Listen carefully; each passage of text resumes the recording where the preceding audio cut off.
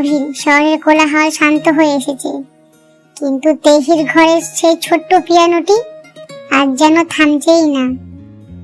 তেহি সাধারণ ঘরের এক মধ্যবর্তী পরিবারের মেয়ে, যার দিন শুরু হয় জাংকুকের গান শুনে আর রাত শেষ হয় তার পোস্টগুলোর দিকে তাকিয়ে নিজের মনের কথা বলে। তেহি একজন স্বপ্নদৃষ্টা মেয়ে যে পিয়ানোতে নিজের সুর তৈরি করতে ভালোবাসে। সেদিন বিকেলে তেহি নিজের তৈরি একটা সুর সে সোশ্যাল মিডিয়াতে পোস্ট করেছিল। সে ভাবতে পারেনি এই কয়েক সেকেন্ডের সুরে তার জীবনটাকে চিরতরের জন্য বদলে দেবে। পরের দিন সকালে তেহির ফোনে একটা ইমেল এলো। সেখানে বড় বড় অক্ষরে লেখা আছে বিগ হিট মিউজিক। তেহি প্রথমে ভাবলো হয়তো নিশ্চয়ই এটা কোনো ভুল বা কোনো প্র্যাঙ্ক, কিন্তু ইমেলটা পড়ার পরে তেহির হাতে ফোনটা পড়ে যাচ্ছিল। সেখানে লেখা ছিল, আপনার সুরটি জাংকুক খুব পছন্দ করেছে, তিনি তার পরবর্তী অ্যালবামের জন্য আপনার সাথে কাজ করতে চান। আপনি কি আগামীকাল আমাদের স্টুডিওতে আসতে পারবেন? তেহি মনে হলো সে কোনো স্বপ্ন দেখছে, যে মানুষটার জন্য সে হাজারো রাত জেগে চোখে জল ফেলে, যার একটা হাসিতে তার পুরো পৃথিবী রঙিন হয়ে ওঠে, আজ সেই মানুষটাই তাকে ডাকছে। পরের দিন সকালে যখন তেহি সে বড় স্টুডিওর গেটের ভেতরে ঢুকলো, তার পিণ্ডর শব্দ যেন তারই কানে শোনা যাচ্ছে। চারিদিকে বড় বড় সিকিউরিটি গার্ড আর সেখানে অনেক প্রফেশনাল লোকজন। তেহি নিজেকে বড় ছোট অনুভব করছিল। তাকে নিয়ে গেল একটা বড় রেকর্ডিং রুমে, যেখানে কাঁচের উপর দাঁড়িয়ে আছে সে জাংকুক। সাদা শার্ট, হাতগুলো কোন পর্যন্ত গোটানো, তার চোখের ভেতর এক গম্ভীর মনোযোগ। সে কারো সাথে মনোযোগ দিয়ে কথা বলছে। তেহি দরজার বাইরে পাথর হয়ে দাঁড়িয়ে রইল। তার মনে হলো যেন সামনে যাওয়ার সব শক্তি সে হারিয়ে ফেলেছে।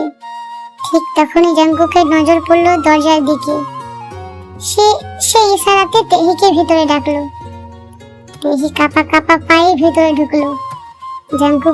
জাংকুক তার দিকে এক পলক তাকিয়ে নিচু স্বরে বলে উঠল, তো আপনি সেই মেয়ে যার সুরটা কাল সারা রাত আমাকে ঘুমোতে দেয়নি? জাংকুকের সেই গম্ভীর কণ্ঠ তেহির কানে যেন মধুর সুরের মতো বাজলো। সে কোনো মতে মাথা নিচু করে বলে উঠল, হ্যাঁ আমি তেহি। জাংকুক পিয়ানোর দিকে ইঙ্গিত করে বলল, আমি অনেক বড় বড় কোম্পানির সাথে কাজ করেছি, কিন্তু আপনার সুরে যে অদ্ভুত এক মায়া ছিল সেটা আমি খুঁজছি। আপনি কি আমাকে সেই সুরটা একবার বাজিয়ে শোনাবেন? তেহির কাঁপতে থাকা আঙ্গুলগুলো পিয়ানোর উপর রাখলো। সে জাংকুকের দিকে তাকালো। জাংকুক খুব কাছ থেকে তাকে দেখছে। তেহি চোখ বন্ধ করে সুরটা বাজাতে শুরু করলো। সুরের প্রতিটা ছন্দ যেন তার দীর্ঘদিনের ভালোবাসা আর জাংকুকের প্রতি জমানো আবেগ সব ঢেলে দিয়েছে। পুরো ঘরটা নিস্তব্ধ হয়ে রইল। সুরটা শেষ হওয়ার পর তেহি চোখ খুলে দেখলো জাংকুক খুব কাছে দাঁড়িয়ে আছে। তার চোখে এক অদ্ভুত বিস্ময়। জাংকুক তেহির খুব কাছে এসে ফিসফিস করে বলল, এই সুরে এত কান্না কেন তেহি? আপনি কি এই সুরটা আমার জন্যই তৈরি করেছেন? তেহি কিছু বলতে চাইলো, কিন্তু তার কথা আটকে গেল। জাংকুক তার খুব কাছে ঝুঁকে এলো।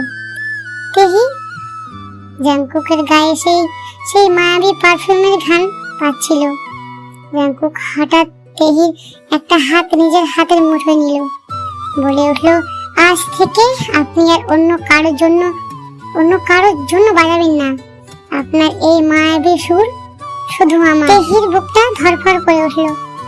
এটা কি স্বপ্ন নাকি সত্যি? একজন গ্লোবাল আইডল কেন তাকে এভাবে বলছে? কি আছে জাংকুকের মনে? সে কি তেহির ভেতরে লুকানো ভালোবাসাটা বুঝতে পেরেছে? গল্পের বাকি অংশটুকু জানতে এবং জাংকুকের এই অদ্ভুত আচরণ বুঝতে সাবস্ক্রাইব করে পাশে থাকুন। পরবর্তী পর্ব খুব শীঘ্রই আসতে চলেছে।